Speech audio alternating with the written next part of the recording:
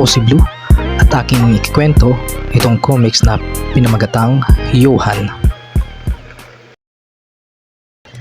Tara, simulan na natin. May dumating na pangyayari na ang parallel at multiverse ay naapektuhan dahil sa may mga nilalang pa din ang gustong sumakop at maghangad ng labis na kapangyarihan upang maghari.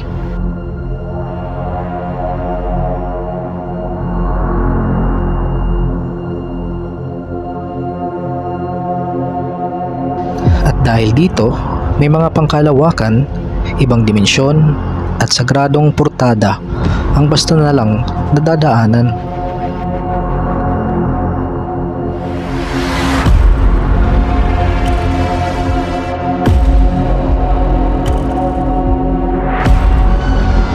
Pero habang tumatagal at nagpapatuloy ang panahon, ay madami ang mga nagbabago at nangyayari. Unti-unti na daragdagan ang mga nilalang na nagkakaroon ng kakaibang kakayahan o abilidad na nakuha nila galing sa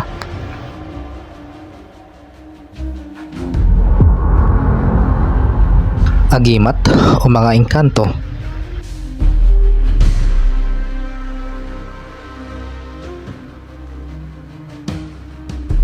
Mga bagay na galing sa kalawakan,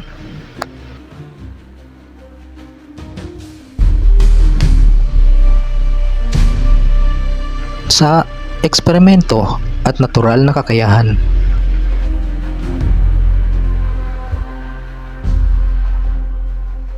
May ilan dito ay ginamit nila sa kasamaan at may iba naman ay sa kabutihan.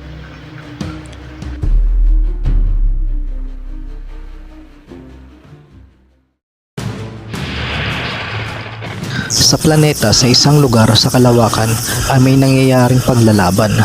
Ayan, sabi dito ng may hawak ng makapangyarihang baston, sumuko ka na lang para may pag-asa ka pang mabuhay. Babae pala ang sinasabihan ng may hawak ng baston at sabi ng babae, maghanap ng pinakamalayong planeta.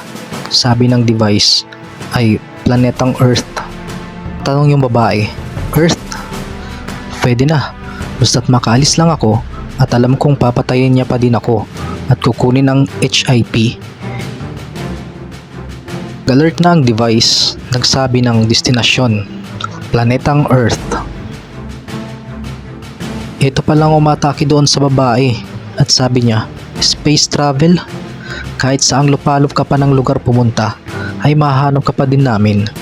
Dahil tanging si Master Sodrax lang ang karapat-dapat sa HIP.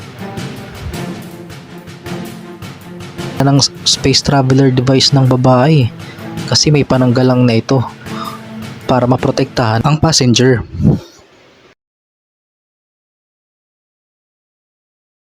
Sabi ng babae, ipinapangako ko na may paghihiganti ko din ang aming planeta at walang makakakuha ng HIP na mga masasamang nilalang.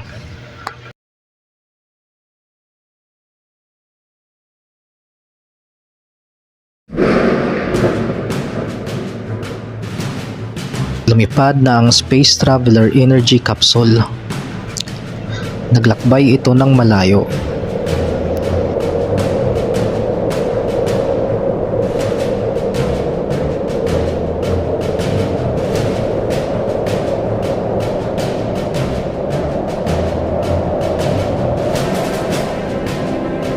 At heto, nakarating na siya ng planetang Earth.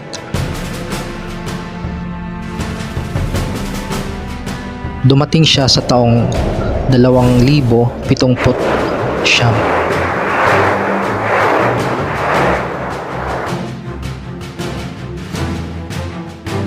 Dito na siya naglanding. Bigla na lang nawala ang energy capsule at parang sa bundok o probinsya na padpad ang babae, walang malay.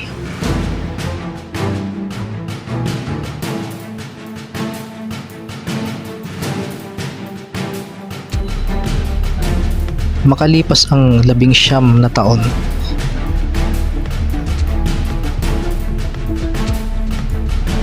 sa lugar ng Pilipinas, taong 2000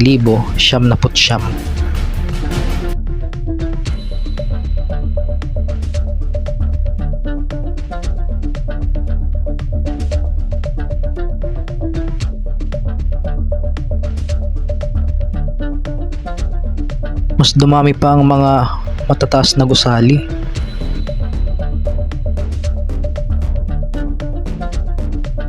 O si Johan, simple lang mula nang maliit pa siya hanggang maging binata. Siya ang katulong ng tita niya. Kahit mga hayop ay tinutulungan din niya. Habang naglalakad si Johan papuntang palengke ay nakaengkwentro siya ng holdapan. Parang kusa na lang nag-uutos ang utak at katawan niya na tulungan ang ali. Hinabol niya ang magnanakaw pero napansin nyo ba? Tinakpan niya muna ang mukha niya bago tumulong at habulin ang magnanakaw para hindi siya mamukhaan.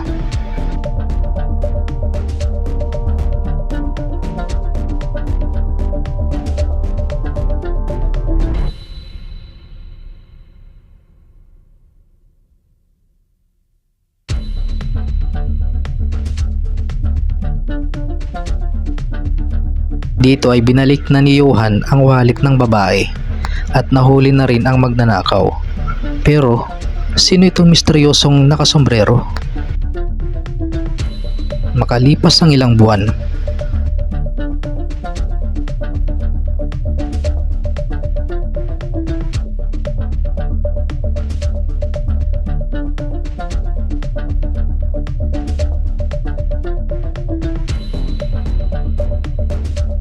mukhang nananaginip si Johan at ginigising pala siya ng lalaking nakasombrero. May kaganapan palang pagnanakaw ulit sa isang bangko at pumunta na naman si Johan para tumulong. Kaso mga armado na ang mga magnanakaw at nabatukan si Johan ng baril. Tinulungan siya ng lalaki bago makarating ang mga pulis sa bangkong pinagnakawan.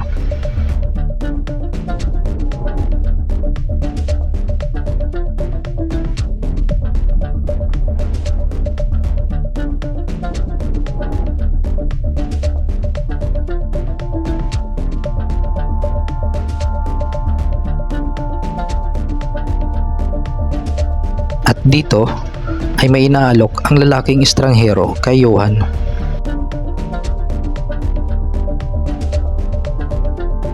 Kinukumbinsi ng lalaki si Johan na sumali sa kanilang organisasyon.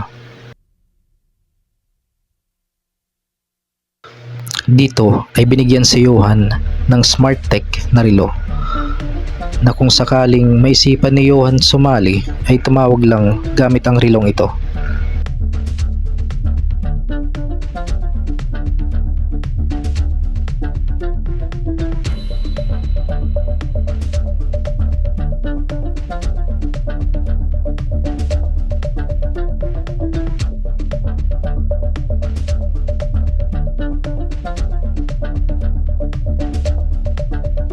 Mukhang nakapagdesisyon na si Johan.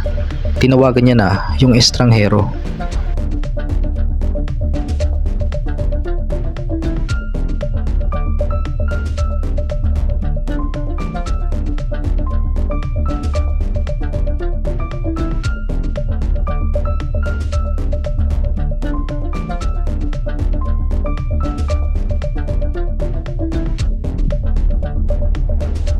Ito ang ikalawang pagkikita ni Johan at ng estranghero. Dito ay napakilala na ang estranghero. Siya si Captain P16.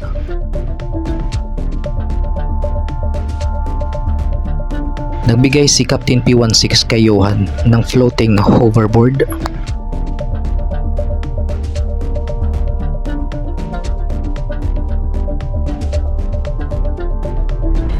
at headset ng mga advanced technology.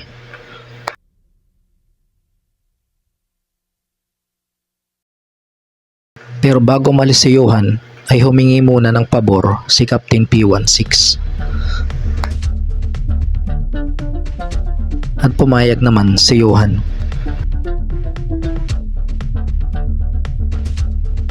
Desidido na si Johan at handa na siya sa bagong haharapin sa buhay.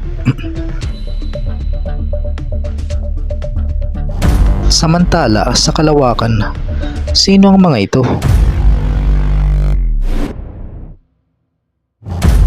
Dito nagtatapos ang unang kabanata ng Johan. Kung nagustuhan nyo ang video, please like, comment, follow, and subscribe para sa mga susunod na video.